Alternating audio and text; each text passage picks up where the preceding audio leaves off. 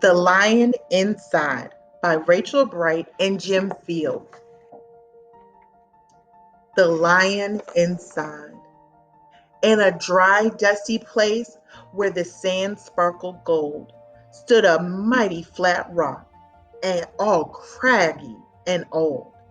And under that rock, in a tiny full house, lived the littlest, quietest, meekest brown mouse. He was so very tiny, so incredibly small, that nobody noticed him ever at all. Hello? He got stepped on and sat on. He missed out on stuff, ignored and forgotten. His mouse life was tough. Meanwhile, far above, on top of the rock, times were quite different. It was lion o'clock.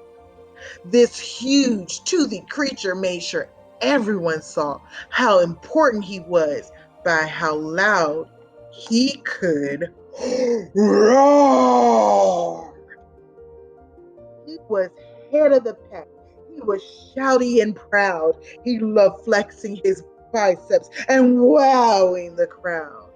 Yes, all were impressed by this mighty King Cat. If only, thought Mouse, I could be more like that. Then late one dark night, his tiny mouse bed, the cleverest thought popped into his head. He leaped up in the darkness and held up a paw. I've got it, he said. What I need is a roar. I mean, what if this mouse was the weeniest squeak, were a little bit more and a little less? Well, he'd still be the smallest of fuzzy brown mouse, but he'd make friends and join in, and life would be nice.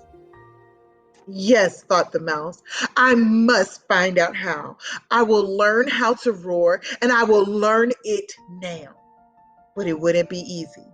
There was only one beast who could teach him this thing, but might make him a feast. It was time to be strong, take a chance after all. Forever was such a long time to feel small. So he made himself brave and he thought like a winner. He set off for the top, hoping not to be dinner. It felt like the scariest thing he could do. But if you want things to change, you first have to change you. The farther he climbed, the closer he got to the slumbering lion reclining on top. Then at last, as he stood on his tippity top toes, he found himself suddenly nose to nose. Pardon me. Wake up, Mr. Lion. You've got company.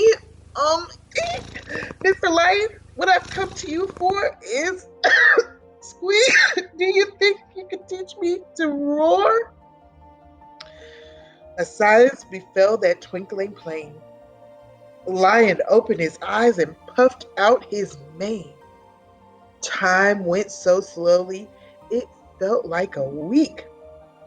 Then he opened his mouth and let out an yike. The lion curled up in a terrified ball. He didn't like this, not one bit at all. Don't hurt me. Oh, try to be nice. Well, this mighty great lion was frightened of mice. Don't worry, Mouse Pete. I'm here as a friend. Let's hang out together. Be pals to the end.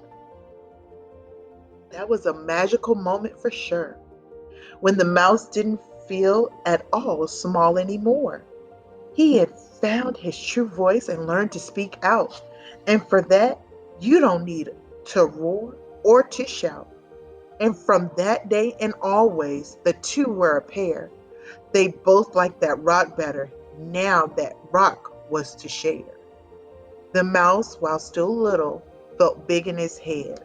And Lion, he still roared, but with laughter instead.